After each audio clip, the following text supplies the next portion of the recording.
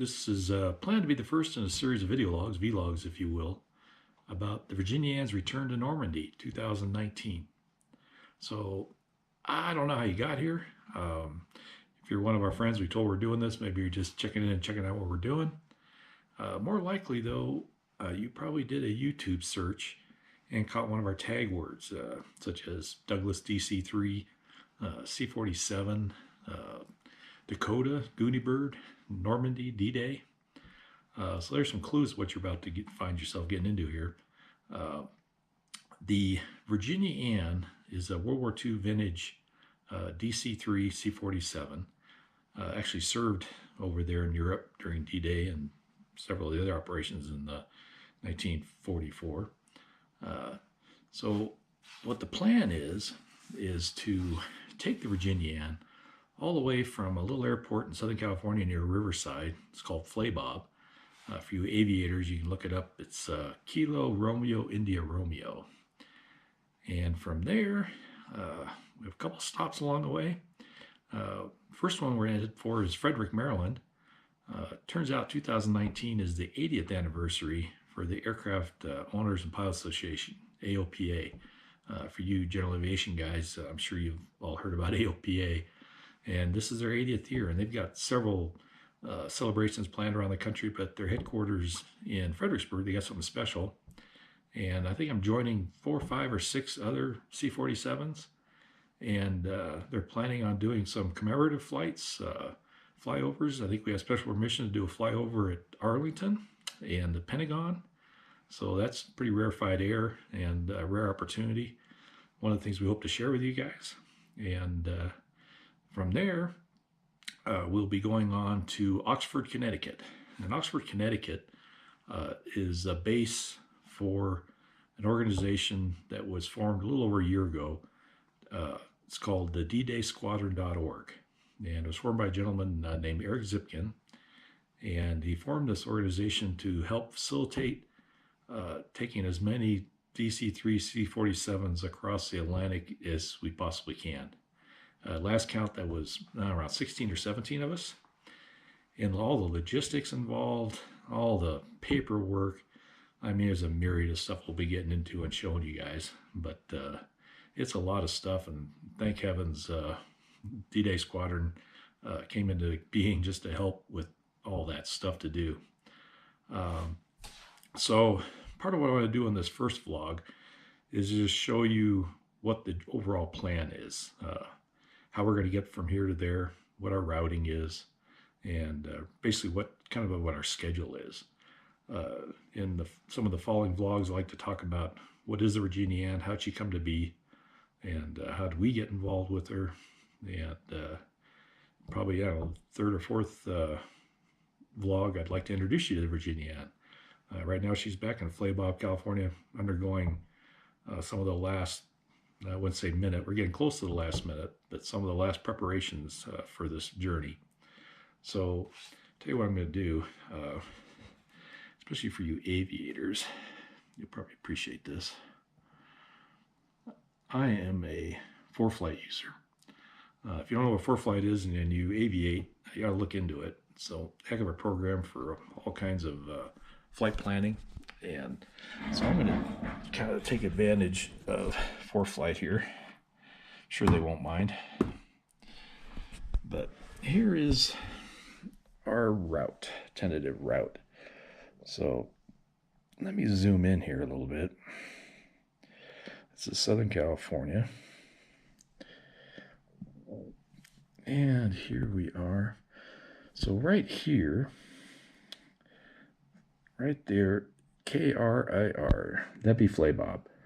Now, much as I'd like to say we're departing from Flaybob, it's not very realistic. You go ahead and look it up. It's kind of a short runway, kind of narrow, and not a place that we can take off fully loaded. When we depart on this thing, we're loaded with, not just mention fuel, but spare parts, and we got 6 passengers on board, crew and passengers. So we're going to have to do a little hop over, probably to Chino. We used to be based at Chino. No longer, but once upon a time, about a year ago, we were based there at Chino, but it's a much better place to load up a C-47. We'll be taking off a little over 25,000 pounds. So that grosses out a C-47. So, all right, here's where our prospective route is. Start going east. Those of you in Southern California that fly are probably familiar with the Banning Pass, so we'll be buzzing through the good old Banning Pass. Got to stay out of Palm Springs' airspace. Keep them happy. Keep plugging along going east. We're going to buzz by the Blythe Airport. And we're going to keep right on going. Got to avoid these. If you look out here, you'll see all these restricted areas. You Southern California flyers, I'm sure, are all familiar with those. And we keep going south here and a lot east mostly. And here's one. I enjoy flying over this when the time arises when I can do it. This is Davis Mountain. And if you've never flown over Davis Mountain, you've missed something. I think you can even get in there and walk around on certain days. But that's the boneyard for the U.S. military. There's, I don't know, a few thousand airplanes there that are in mothballs. Many of them are supposed to be able to fly again, in short order if called on. But many of them are headed for the scrapyard. And anyway, we're not stopping there. We're just going over there. I'm not really sure where we're going to stop. As it turns out, Signature Flight Service is getting involved. And they have offered to sell us fuel at cost. So when it comes down to do the final flight planning, and this program will help, I'll be looking for some Signature FBOs to buy fuel from. When you burn 100 gallons an hour, $1 a gallon makes a big difference. Deming, New Mexico, if you guys are familiar with all that area. Yeah, I gotta make a change here just to show you. It's all this restricted space, so yeah, I can't go through there. That would whiz them off. So we're gonna keep flying east. See here where the elevations start to drop. That's got to be Texas. Yep, sure enough. There's Abilene. Gonna keep going. There's the Fort Worth, Dallas area. It's a little north of that airspace. Yeah, Pine Bluff. Yeah. So this here, you guys I've only flown in here commercially, of course. I don't too many general aviation guys fly into Atlanta. But a little trivia about Atlanta. The last I checked, it was the busiest airport in the country. And I watched a program about Atlanta. It was kind of interesting. One of the little details about Atlanta is when they design these runways, when they fly in and land here, an airliner can just keep right on going to the end of the runway, taxi off and back to the terminal. They don't have to cross a parallel runway. So it's one of the ways that they're able to handle the traffic flow that they do. They don't have to sit there and wait for a spot to cross a runway while landing aircraft are landing. They've figured out a way to not have to slow down and do that. It's a pretty simple idea, but it's one of the few places that employ that. So we're going to spend the night somewhere between here and we're going to this Toccoa. This is up in Georgia. This will be our second night. We're going to stop here and visit some friends. We'll spend a day or two there. And then we start going northeast. And fairly friendly airspace. Roanoke. So I've never flown up the East Coast at all. This is all going to be a first for me. Some of my crew, there's 6 of us all together. There's 3 other pilots, 4 altogether. The other 3 guys are all American Airlines pilots, and so some of this airspace they're used to. But we are headed for Frederick, Maryland, right there. Thankfully, it's out of all this red stuff. That's the post 9/11 world we live in. Not supposed to go there. Let's see. So Frederick, Maryland, this is where we're headed, and that's the home base for the Aircraft Owners Pilot Association. As I've said, apparently they've gotten permission for us to fly. We're planning on doing some formation flights and flyovers, and they're allowing us to fly right over the Arlington area, and the Pentagon's right there too. So overflight of Arlington and Pentagon, pretty rare opportunity. Looking forward to that. Some of my airline buddies, one of their favorite approaches when they get to fly into Reagan here is the Potomac. So they actually fly right up the Potomac, you know, right into Reagan. It's a neat flight even for airliners.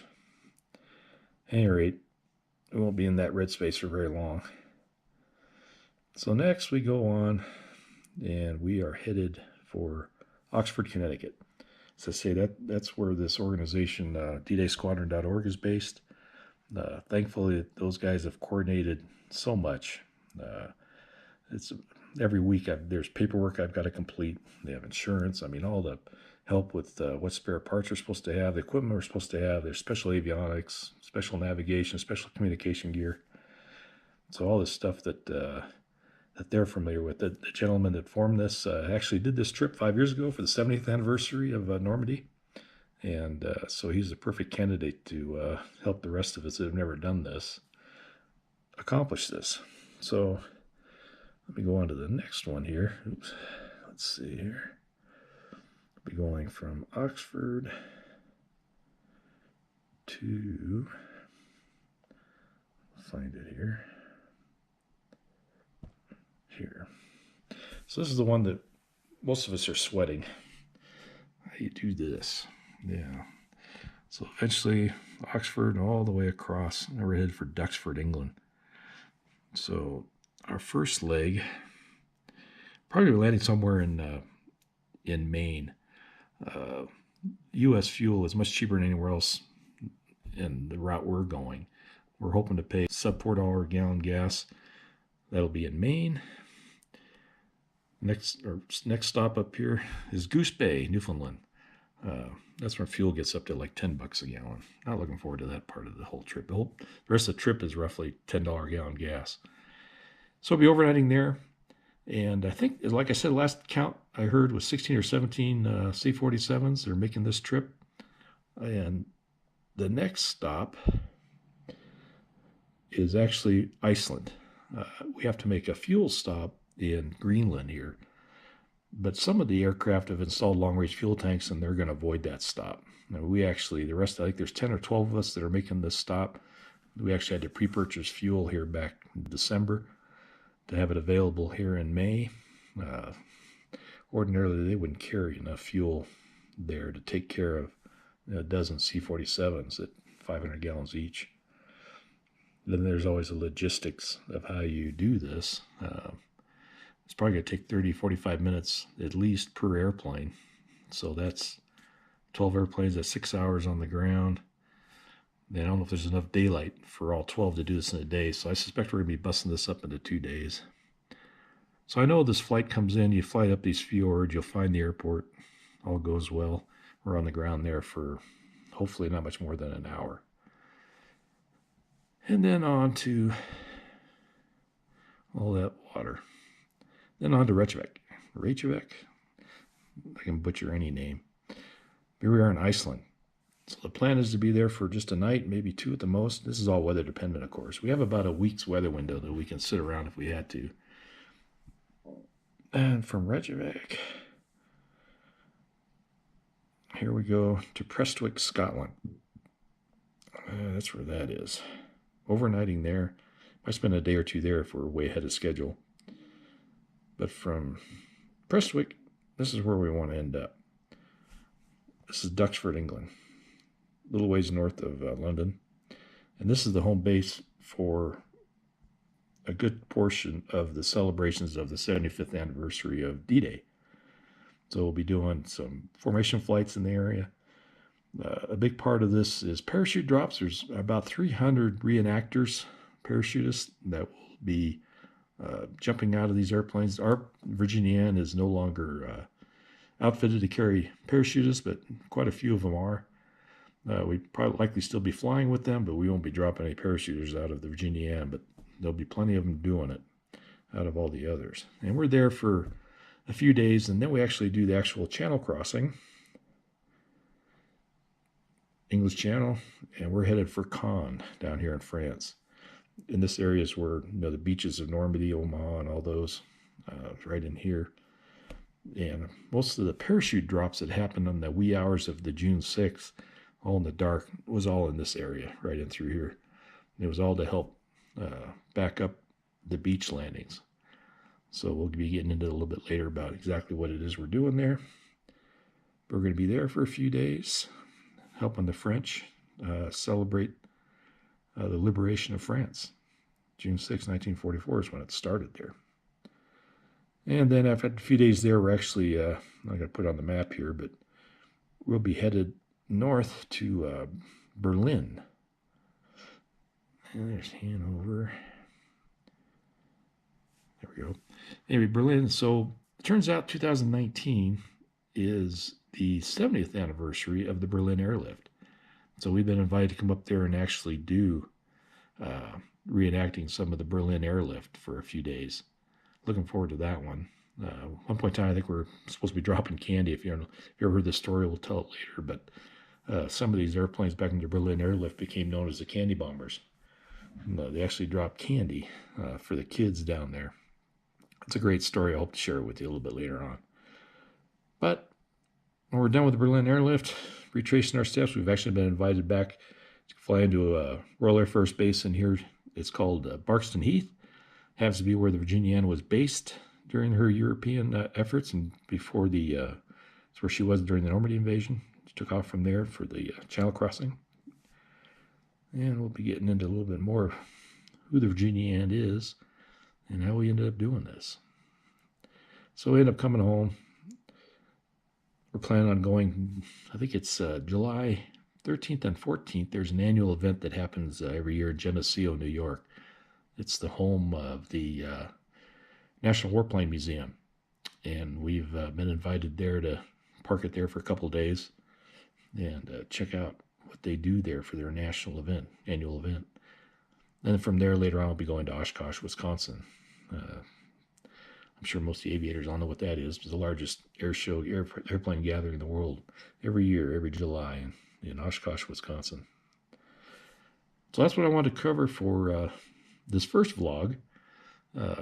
Just try to tease you guys. This is, hopefully, if all goes well, we're going to have a bunch of cameras mounted, and we'll be sharing the videos, pictures, and of this whole journey. So stick around. Look up for the next series. The next series, I say I want to at least describe what the Virginian is, how she came to be, and how she got to where she is today. So, with that, I'll just say thank you for tuning in, and we'll catch you on the next one.